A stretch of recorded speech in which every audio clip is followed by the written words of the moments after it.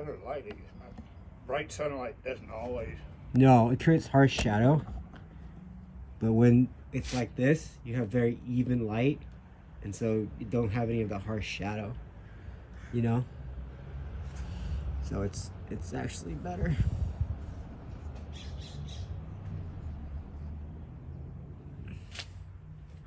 So how much time do you think you want to get on this thing? Well, it's our first time, so we'll probably aim for like half hour, 45 minutes. But it just depends on. What do you do it every little bit at a time? Yeah, we could do that. Or if you have more time one day, we can do a longer session. But today, I think just since this is the beginning, we can just go for a little bit and see where we're at. Does that sound good? Well, I've always wondered how I would explain myself.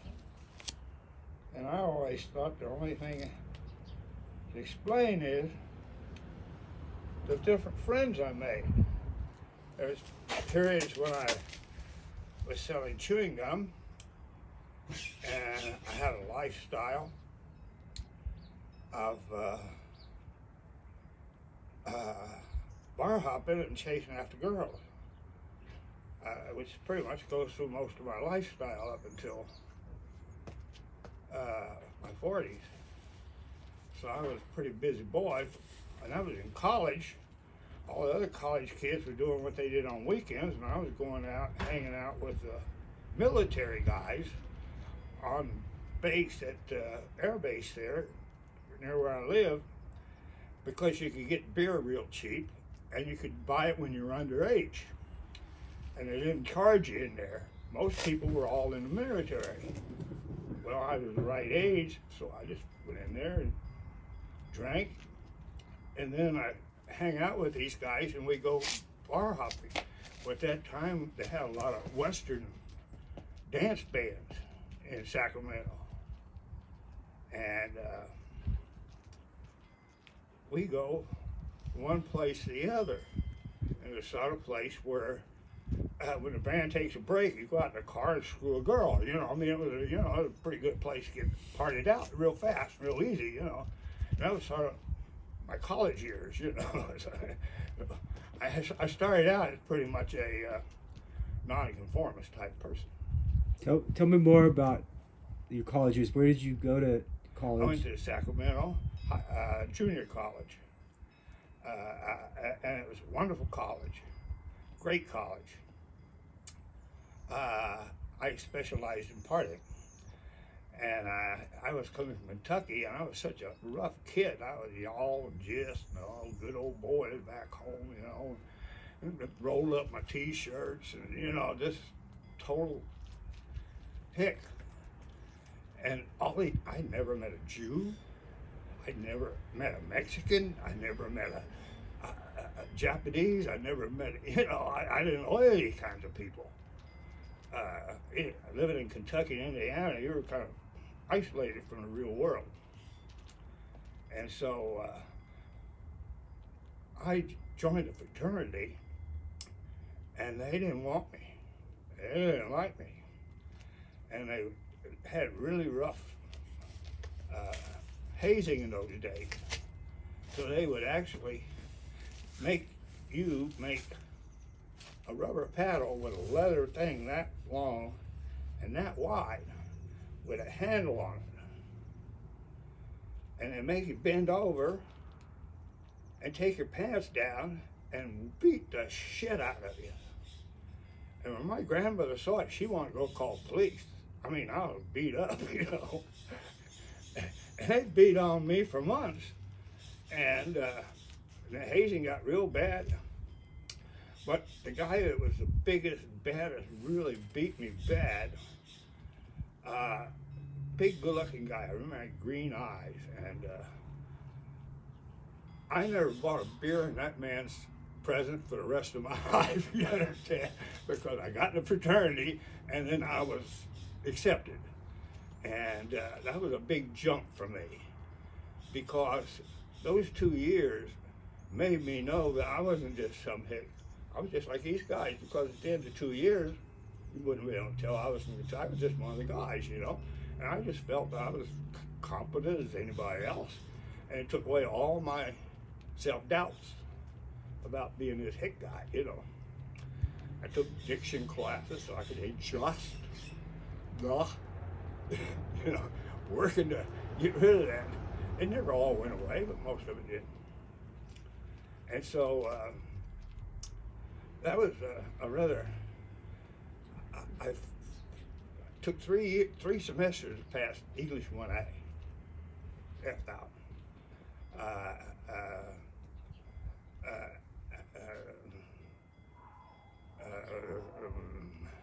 So tell me, you mentioned a couple things. You mentioned how you'd never met any person, Mexican or Japanese, and or a person of color like that. Can you tell me an experiences you had with a person of color during we that time? went over to this Armenian guy's house. We were all good friends. Armasian, I can't remember his name. I'm terrible with names. And we went over his house and had this baklava and all this stuff wrapped in grape leaves and all this stuff. And then another time I went over to the Italian's house and his mom was reading the Italian newspaper and stuff, you know. And they put a sack of spaghetti on the table over a foot high. Oh my God, what, having a party or something? They ate the whole damn thing, you know. And Dad owned race horses. I was in the race horses. I went to a racetrack, bought a cigar, bought the racing farm, but I was a gate crasher. And I found out that you could go right next door to the press room. And it's sort of a little club for the newspaper writers and things. It had a bar, it was cheap, and it was right on the course. So you actually watch a race from there. And I crashed in there, and they all thought I was a member after a while. And so I got into Italian people, got to know them real well. Let's see, it turned out that there was a guy, Kenny, and a girl, Glenda. And they were a couple from day one.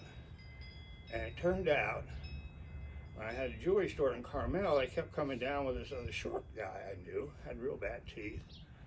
And he was about your size, but lightweight, you know, wasn't much to him. And they became a sexual couple, a triple, lived together. From 19 on, you know, teenagers all the way up to today, probably.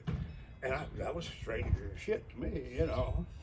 I remember she had a real deep voice, but I liked them. I partied with them, but knew them real well. And that time, though, nobody was gay at the time, you know, or no one was open at it. So let's see, what else was there? 2 Germans I know. They were my best friend. There was one Chinese guy. It was the last guy that got in. Thing was, I think it was 15 of us, and we held 21 offices on campus. We were president of everything. With not one jock among us, you know, just misfits. It was a misfit fraternity. Didn't have a fraternity house. Had a hell of a party, though. And but I made great friends with them, and last long. To this day, probably I had 3 or 4 of them living in Mexico. There's 4 of us living in Mexico, out of a fraternity group in the village, owned a house, just built our own place, you know. So I brought one down, and one brother came down, and then 2 or 3 or 4 of the other fraternity brothers came down and visited us down there. So it was a pretty strong knit group of friends came out of it. And it was a big effect on my life because I kept these friends throughout my life. I actually spent more time with those 2 than any other friends I had. Another one was Doc. He was my best friend that moved down there. Oh, I could tell you lots about Doc. He was interesting. Tell me your favorite story about Doc.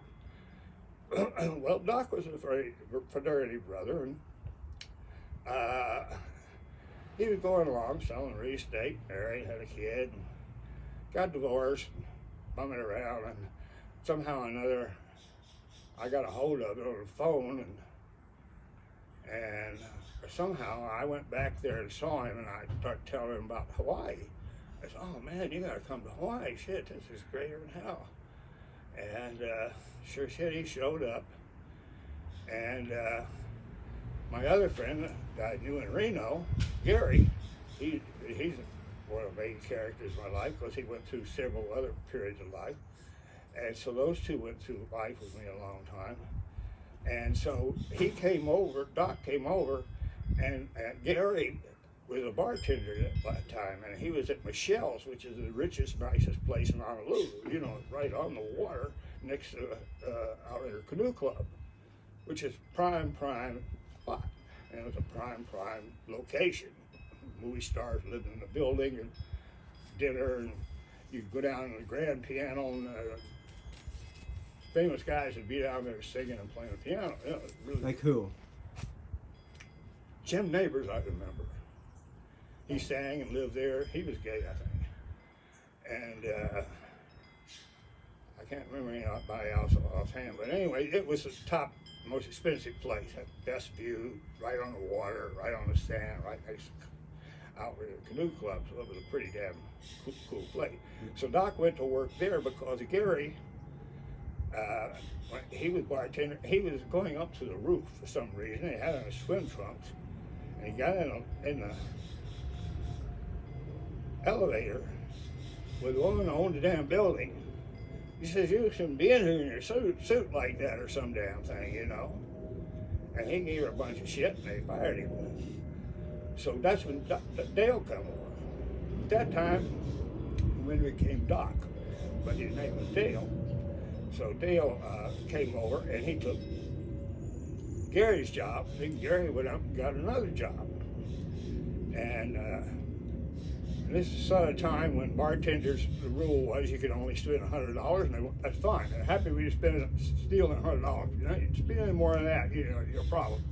But it's just insider bartender scoop, you know, because it's almost a given for some reason that people bartenders steal, you know, one way or the other. And so Gary played liar's poker a lot. Well, Gary was interesting because he had about IQ off the scale. He was a speed reader. He had a photogenic memory.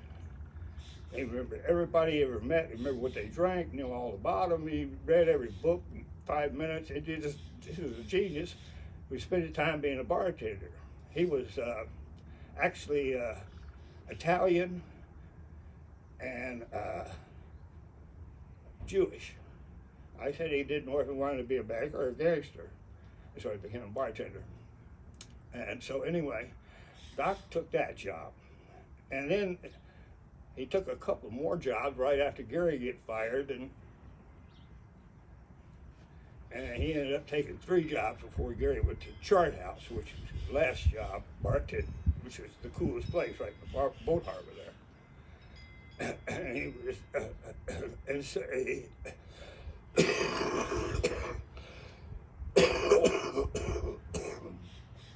he was at the Red Vest, which was the hippest place in town for a long time.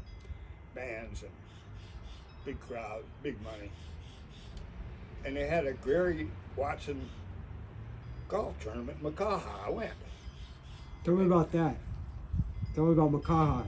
Well, he was the bartender there, the Red Vest, and he didn't want me coming in there because he didn't like me too much coming in where he's working. I bugged him. You know, he's a real professional. He made big money and he was good. I mean, he's the greatest memory you ever want to meet. Like how? Like, what does that mean? Like, what is an example of? Well, when you sell drinks to people as a bartender, you remember everybody you ever made. And I remember when I met him in Reno, he was playing cards with Harold Smith Jr., the guy that owned the big casino there, the original big casino in Reno. And they played for like, I don't know, $100 a point or some damn thing. So Gary was good. I mean, we walked through a place going to dinner, and Gary dropped $100 bill on a goddamn blackjack table, play a hand, walk out, and say, "I'll buy dinner tonight, guys." And he's a guy that owns the 12-stool whorehouse I was telling you about. Had the guns, you know, that's Gary. And I can't. I remember when he bought a boat. Well, the boat story. He bought a boat and had it 3 or 4 years. I'd take girls down there and visit a place when I needed a place to visit. And he didn't know a damn thing about boats. And he bought a stove, a couple big books from the library about all you need to know about boats. Read the whole goddamn thing. And he was down there working on his boat, had it dry docked, and he was telling everybody down there how to fix their boat. And he talked about the knots and this and that. He knew every nautical term ever known to man. Last when I was working in Carmel, last I remember he was building racing cars and bringing them down here and racing them out here at Laguna Seca. And he was a mechanic. And then he went out and married a girl and went to the asphalt paving business, and he was paving all the parking lots for the casinos up in Reno.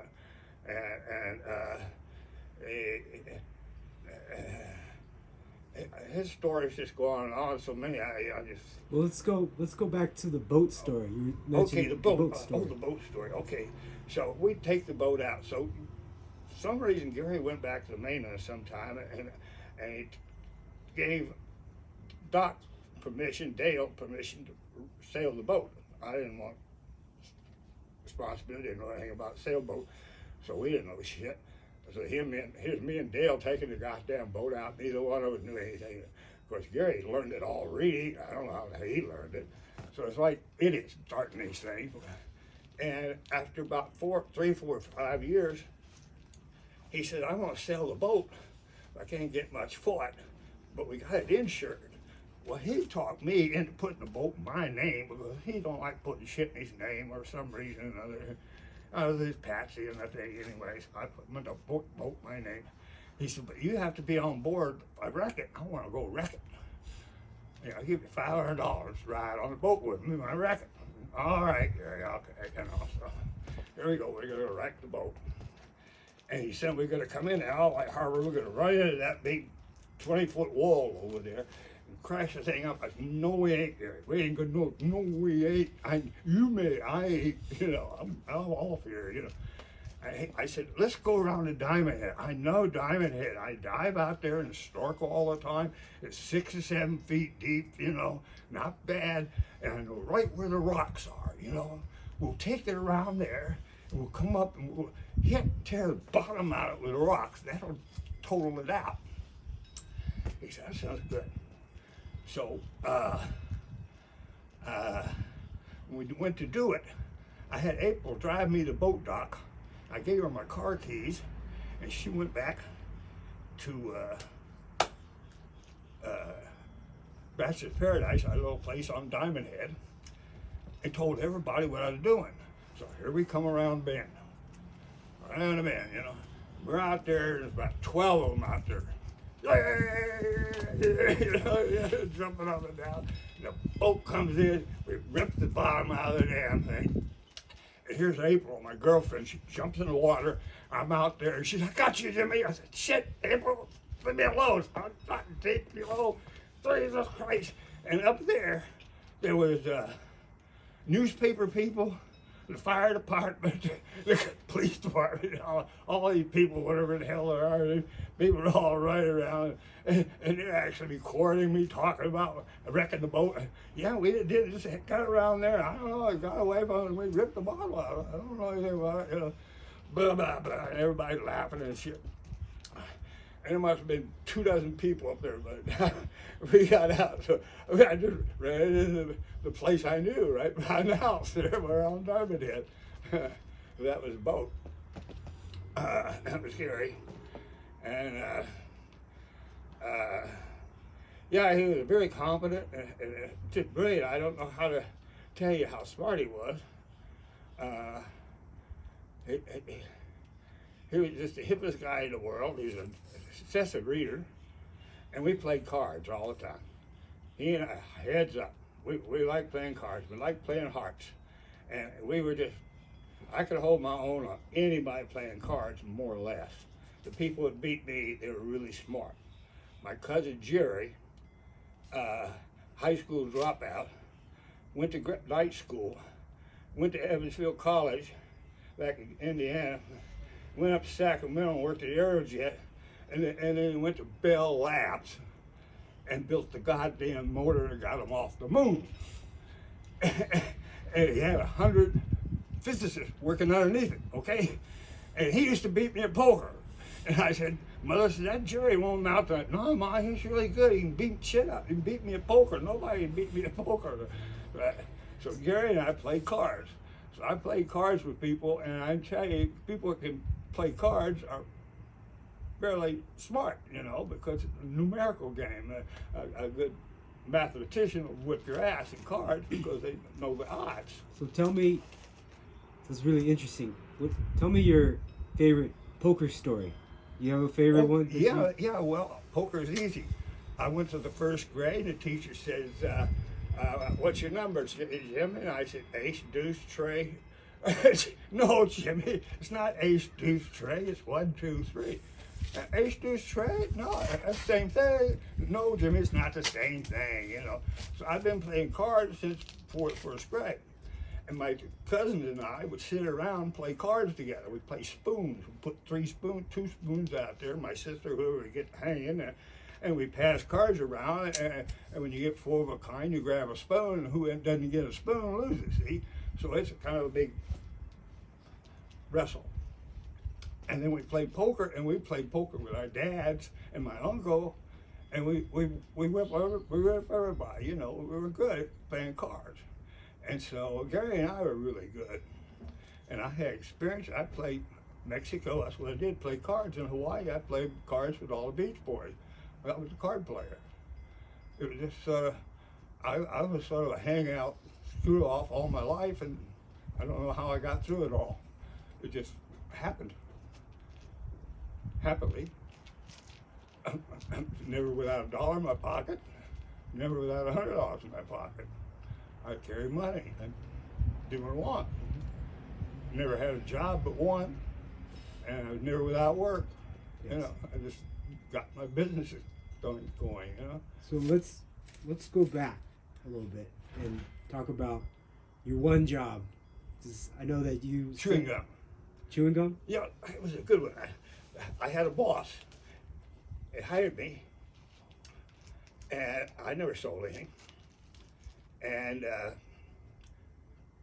I can't remember. I got the job.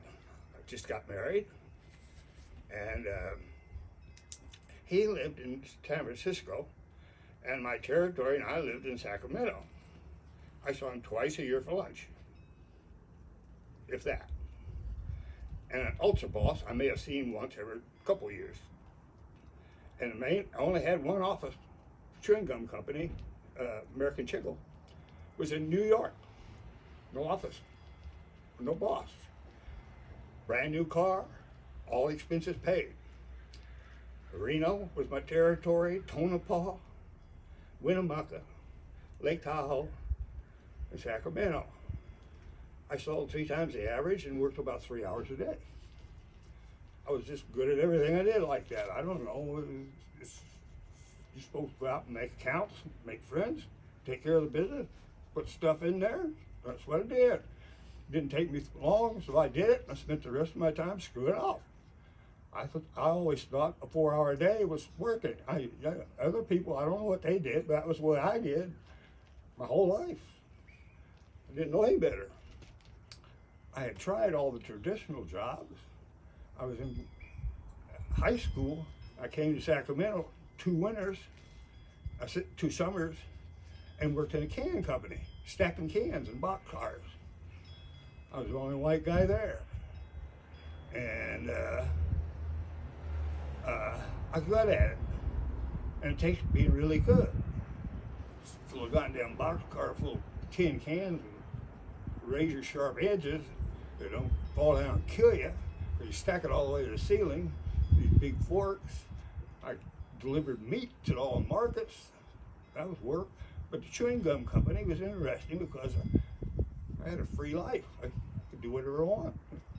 My life was my own. And you said that you got married during this time? Yeah. So you got married pretty young? I think I was 23 maybe. 23? And this was, how many times have you been married? Was this Just once. just once? This is your I had one daughter. one daughter. And how long were you married for?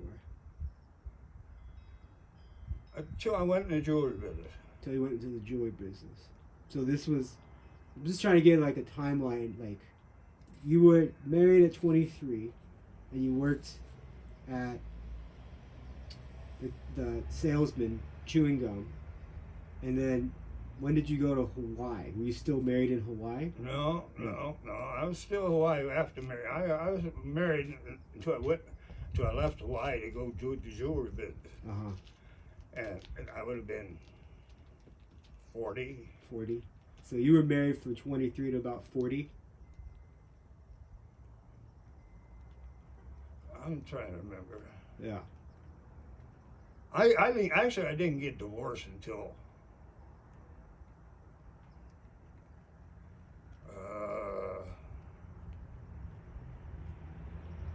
That's okay.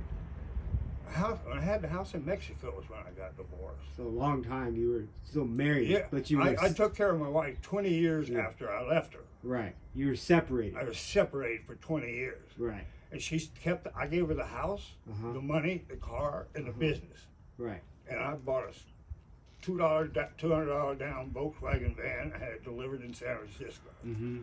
And I moved out. Well, where was you were? This house was in Sacramento. Huh? Where were you living with your wife when you gave her the house? Were you in Sacramento? Hawaii. Hawaii. So you gave her the house in Hawaii. Yeah, the one up on Pacific Heights. And she stayed there. And she worked the first aid business. Right. And she had my daughter. She had your daughter. And my daughter was 6. Right. And my daughter was 13. She came to live with me, and I've had her ever since. Right.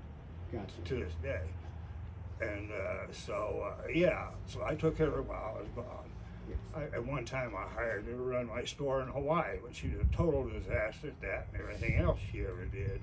She was a registered nurse. I paid for her last 2 years of college and 2 years of intern. So I pretty well sent her to school. Mm-hmm. And but as soon as she had the baby, she became depressive. Mm-hmm. She couldn't take care of the baby. She couldn't take care of the house. She couldn't take care of herself. She was just total depressive. And she stayed that way all her life. Wouldn't even see a doctor. Wouldn't take an aspirin. Wouldn't do anything. She was a student, and she did open heart surgery as a registered nurse. So she went from brilliant. I got the perfect wife, the perfect mother. She worked for a pediatrician. I got the perfect mother. She had the kid, and she couldn't do anything with a damn thing. So it really, that's what happened is she got I depressed. couldn't deal with it. I mean, the kid was going crazy and pulling her hair all the time, pulling her nose, and hitting her and screaming. And her wife didn't know how to deal with her. And the dishes are all piled up, and the trash is piled up and shit. I couldn't deal with it anymore. Right. So you left. I left. Yeah. You gave her the business and the house in Hawaii. And the money, everything, yeah. Right. And so that's when after Then I just took off and went in the jewelry business, and I'm sort of out there floating in the world and being my Volkswagen van. right. So tell me about, you mentioned before about how you started the jewelry business. You were up at a lake, is what you were saying? You were Yeah, well, it's okay. We were in Hawaii. okay. I still had the first aid business, still going along there, right? Mm-hmm. And Santana is playing in a concert Mm-hmm. inside Diamond Head Crater. Mm-hmm. It's great. Open air, free or whatever it is, you know. And but you can't get up there, you know. There's no place to park up there. You have to walk forever, and we used to walk up the face. You know, there's a path going up front side of Diamond Head. If you know the way around Diamond Head, which I did because we lived there all the time. Everybody, we knew the place.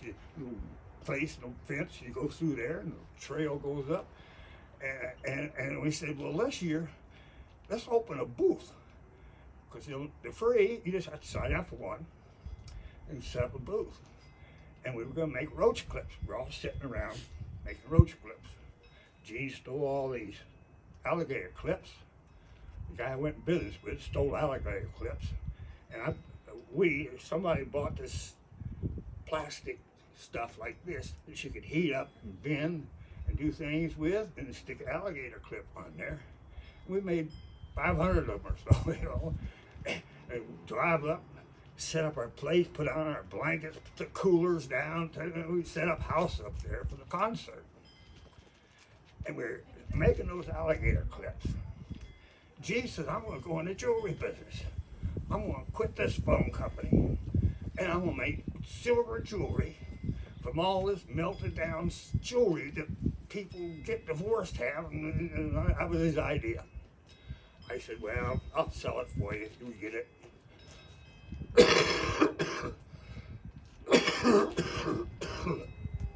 Because at that time I had another first aid business in Portland, Oregon. Just simply because I had a van in California. I never wanted to quite give up. I can't remember. Portland came before or after. Where was I? We were talking about how you're getting into the jewelry business. Okay, so Gene quit and he went to Lake Chelan, Washington, where he lived. His mother had a house right on the lake, the boat house, and his stepfather had another house on the boat. And so but Gene was the mountain man. He was raised on that lake all his life.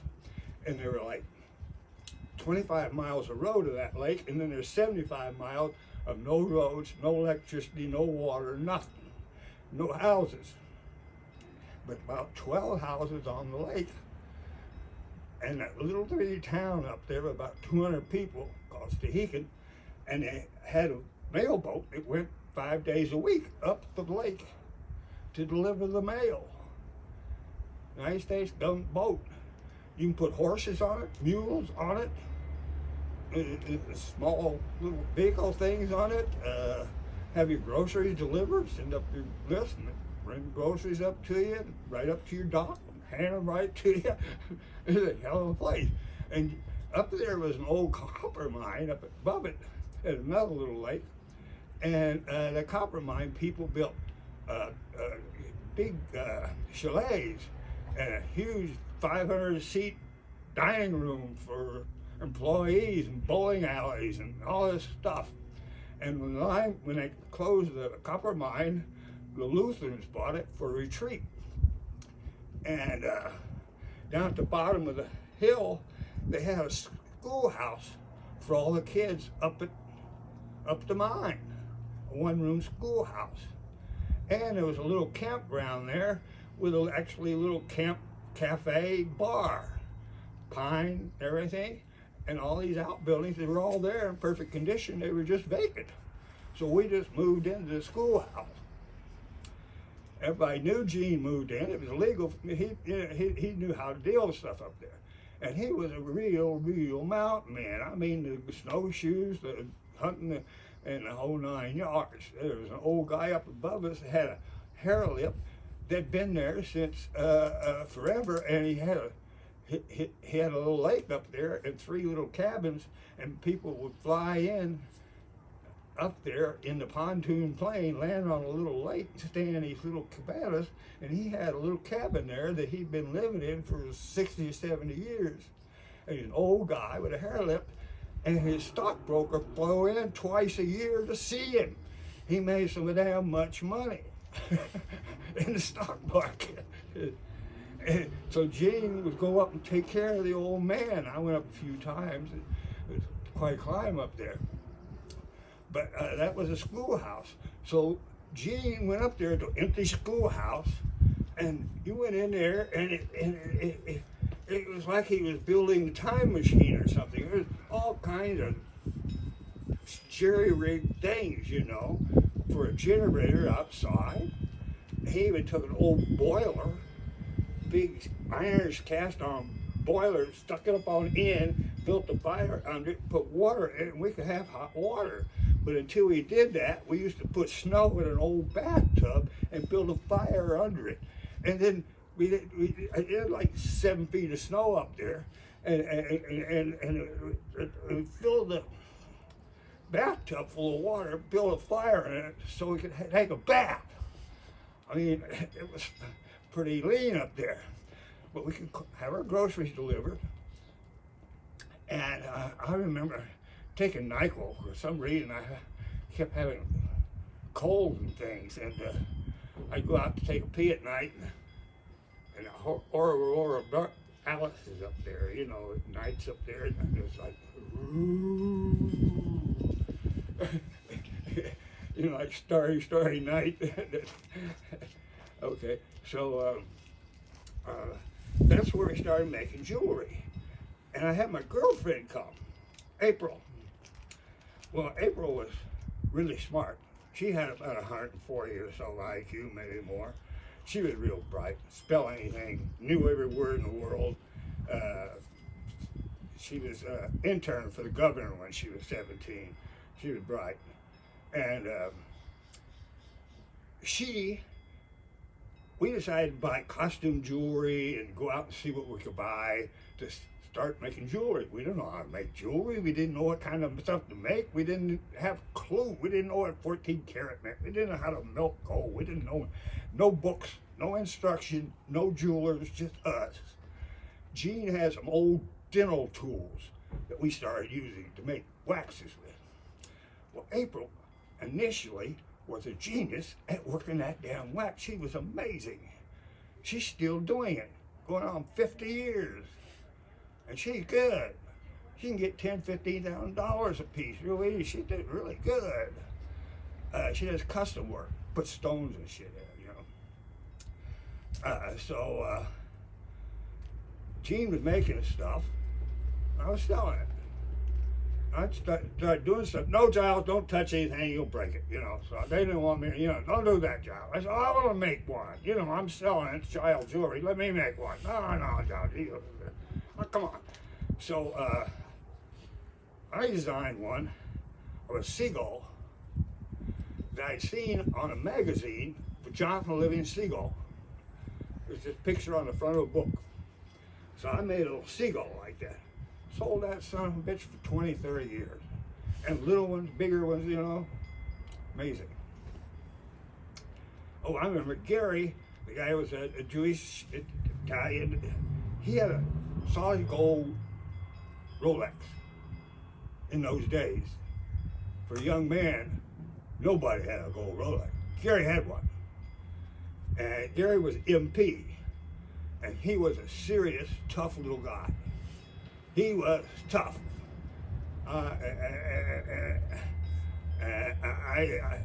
On 4, 5, 6 occasions, he handed me the Rolex. Keep that for me tonight, Jimmy. I don't know. I figured he was going to do some scrapping. And so all I know is he'd come back and get to watch it, later. But he was doing some violent work, is my feeling. So where was I? Okay, we're making jewelry up at Chelan.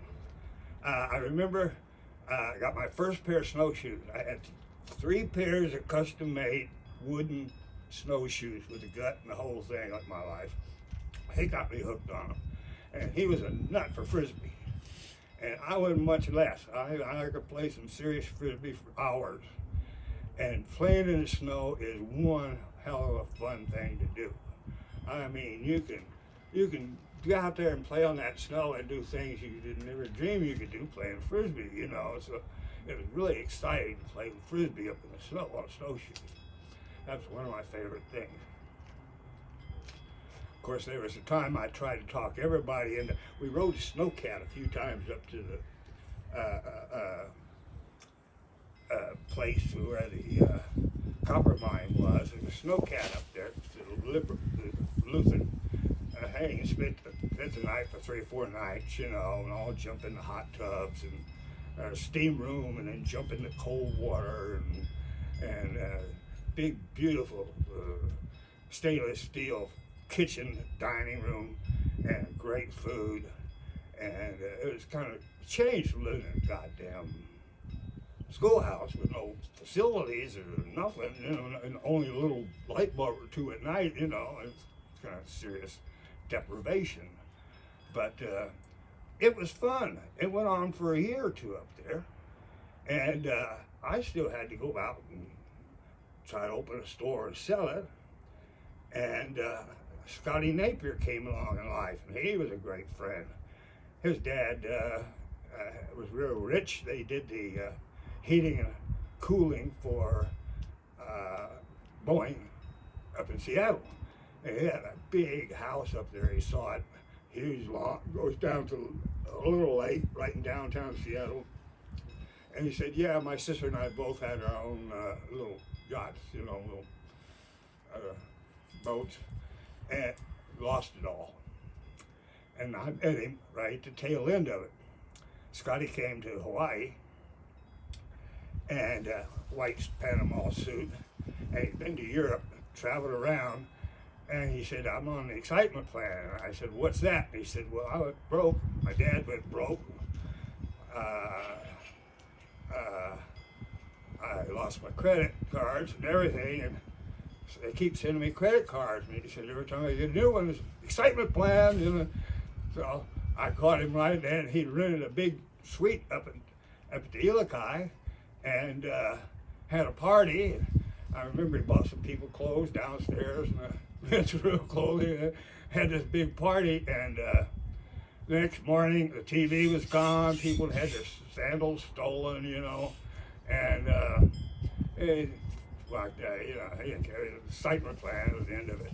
So Scotty lived in Seattle. He was a Cadillac top salesman, Cadillacs for years, and he quit his job and go up lake with me and Gene.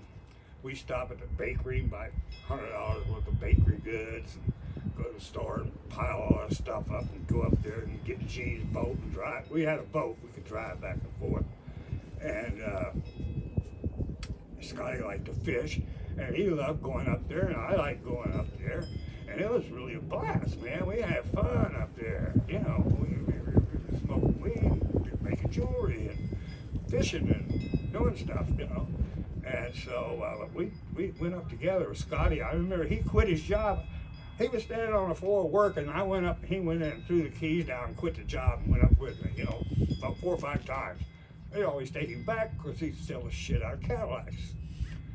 So that was Scotty, and that was sort of Chelan up there. We were making jewelry. So, you know, making jewelry thing was a lot of fun. We hadn't even sold anything yet. We were just having fun making jewelry, you know. It took us maybe 6 months or a year before, maybe 6 months, and I started going out trying to buy jewelry that we could, you know, sell or copy, and I wanted to buy designs. I didn't know how to design, and April didn't know how to design, but April was good, so pretty soon we were doing fine with her designs. Well, sure enough, I'm out selling jewelry, and April flew back once, and we went out and did my first art show. I met the Bennett's at Hog's Breath down at Carmel here. I had my Volkswagen van start at the top of steps, and I went down there and had a drink. I went to the bathroom, and on top of the cigarette machine was this wild boar, called a Hog's Breath. There's a wild boar with the tooth and the whole thing, and the Bennett's made it. And I went and sat down, and I said something to somebody. I said, "Did you see that damn boar in there? That's really good." And he said, "These guys made it." I said, "You guys did?" I said, "Wow, twin brothers, you made that." I mean, damn, oh fuck, man, that's great, man. And there were about 4 of them sitting there, and I said, "Hey, I'm going to have a smoke. You want to join me?" All the piles of Volkswagen van were on smoking dope. And I ended up, after that tusk on that boar, I got tusks and made them in gold and put a little boar's head on them and sold them. It was about $700-800 back then. And it was cool as hell, you know. Real Boris toes with it. And so the Bennett's told me about art shows. I said, "What's an art show?" I don't know anything about art shows. He said, "Hey, you just go up there and sell things." I said, "Where are you going?" "We're going to Florida. We'll be back in a week." I said, "You going all the way to Florida to sell some sculpture?" "Yeah." "All right, I'll go." So I didn't know what to do, so April and I went down to Dallas and I ran into my old first aid business guy opening a store in Dallas. When we went to Don's house, the guy I bought the BMW from, went to his house and we built display cases. And I had come up with the idea in Carmel of taking little picture frames, because I always try to think my artwork's going to be art. I want to sell like at a museum, one little piece here and one little piece here. And so I took a 4x8 sheet of plywood like this, and I had a frame, a square, a triangle, a circle, a long one, you know, all these different shaped frames, because they had a lot of frame shops in Carmel from the art galleries, and they had all these leftover pieces, and they made these little tiny frames out of different shapes. I took all those and put them on the 4x8 sheet of plywood, and then behind them I built little shelves. I painted the whole thing black, and I put black felt in there, and then I bought nice ring stands, and I slid it in to where the ring was right up against the glass. And what it is, people can come and actually bend over and get their nose about that far. And I said, that's the secret to selling my jewelry. I got to look down and get close and get their nose that close to my ring. Then they can see whether they like it. Because I opened this place with a regular jewelry store and people walk by. Keep going. I'm going to shit on this. I built that, put it there, people walk by and